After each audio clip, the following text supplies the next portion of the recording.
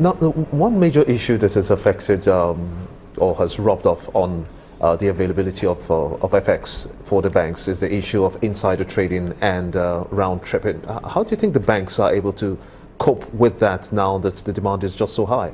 Round tripping came up from what I earlier spoke to you about. I said it had 11 different rates from different people. What is round tripping?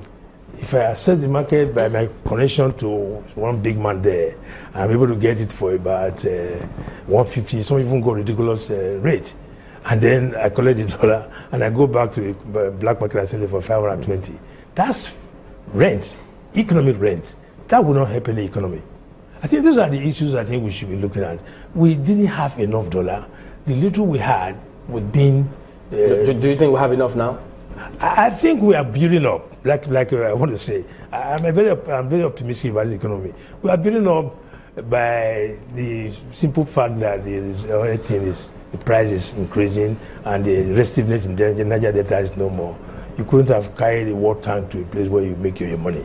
I think that was a very funny thing to do. You needed to at least appease it. That's why the whole economy is calm now. That's why I can see that we have seen a need. Look at this, where you lay your golden egg. You can't destroy it by war. You need to be able to talk to the people and put them to this calm. And when they calm, they are here. They produce about 2 million barrels per day, over 2 million barrels per day now, which we didn't hear for a long time now. If you continue to produce that and the improved oil price, which is growing, that shows hope for this economy. That's what I want us to look at.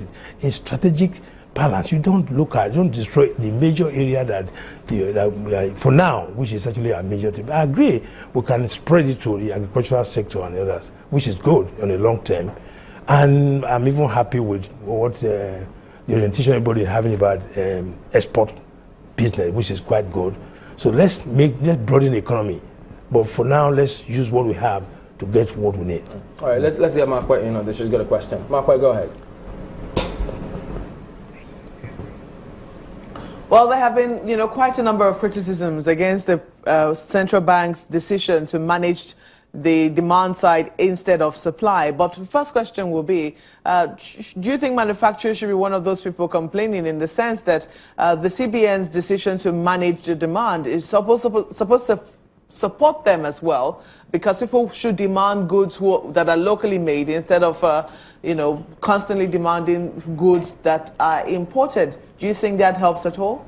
Yes, the demand, which I spoke about earlier, the demand side is you are not only just looking at the manufacturer. There were some other aspects of demand side which were ridiculously priced, which actually affected the manufacturers. This thing. What I'm saying, take for example, a common scenario. You put all your phone in one basket, and we all assess it at that.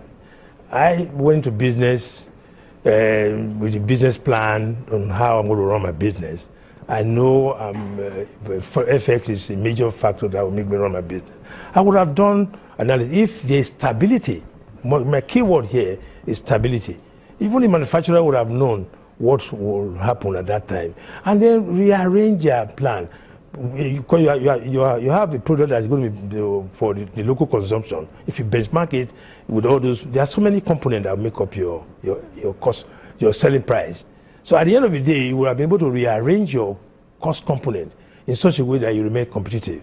That's what I'm saying. So, but what is essential here, there needs to be stability of the policy, so that manufacturers, when they are making a plan, would know at what point they are going to assess the effect and build that in as a cost to their import. That way, they are able to produce at a selling price that is competitive to every other person. We all want to encourage our local firm to produce, to create employment. Now, the CBN has the CBN has also talked about how, they're concerned about the real price of the naira. They believe that at 305, they have set a reasonable price, a rate they believe is a fair price of the naira against the dollar. Now, they also weigh against, our current FOREX reserves. Now, how do you think that if they float the dollar, for instance, float the naira or the dollar, operate an open market, as it were. How do you think this will fare in a regime where we're still heavily import dependent, especially with the price of petroleum imports? How do you think they're going to fare in that regard? Yes, you need to weigh all of them together. I think before the CBN fixed that price at 305, they would have looked at the scenario of all that you have said.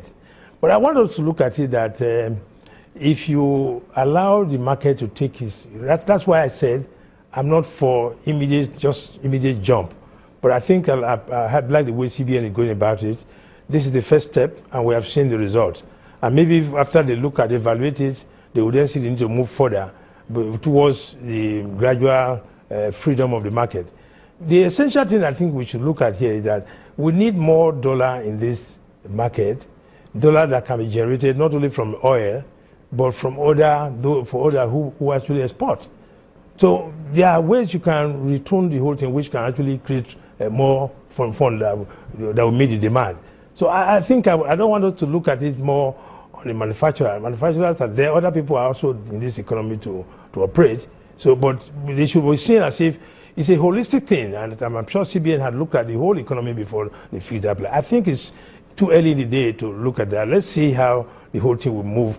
I think that's why they made it more, because if you have fixed 305 and you have seen it moving at 520, they would need to see what to move to make it realistic, because the gap was getting even very wide from their own budget, from their planning. I think that's what it did.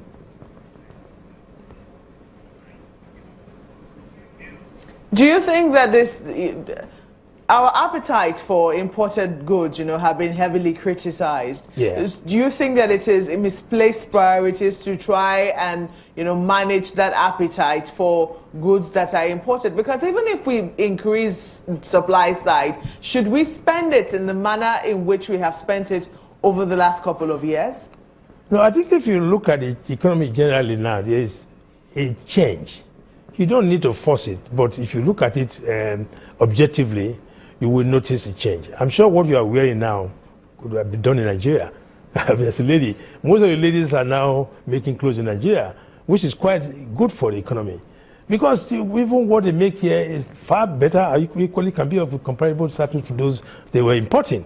We're happy about that. Even the AGOA has been around. Nobody saw the beauty of AGOA. Even small country like some other small African countries have actually taken advantage of AGOA. AGOA was brought in to help Nigerians to make fabric for the American market. But I think people are beginning to see the need for that now.